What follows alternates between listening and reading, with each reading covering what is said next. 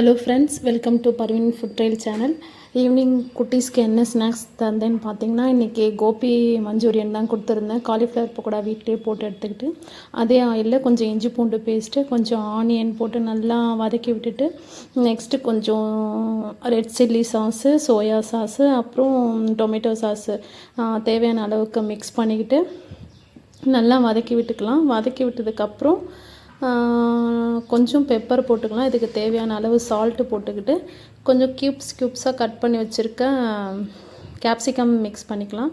Mix பண்ணி விட்டுட்டு நல்லா கொஞ்ச நேரம் நல்லா வதங்கட்டும். வெயிட் பண்ணிவிட்டு நம்ம ஒரு 2 டேபிள் ஸ்பூன் கார்ன்ஃப்ளவர் மாவு எடுத்து அதில் மிக்ஸ் பண்ணிட்டு நல்லா திக்கான கன்சிஸ்டன்சி வர வரைக்கும் வெயிட் பண்ணிட்டு நெக்ஸ்ட்டு நம்ம ஒரு 65 போட்டு வச்சுருக்கோம் இல்லையா, கோபி மஞ்சூரியன், அதை எடுத்து போட்டு மிக்ஸ் பண்ணிவிட்டு ஃபைனலாக கொஞ்சம் ஆனியன் க்யூப்ஸாக போட்டு சர்வ் பண்ணிங்கன்னா ரொம்ப சூப்பரான ஈவினிங் ஸ்நாக்ஸ் ரெடி.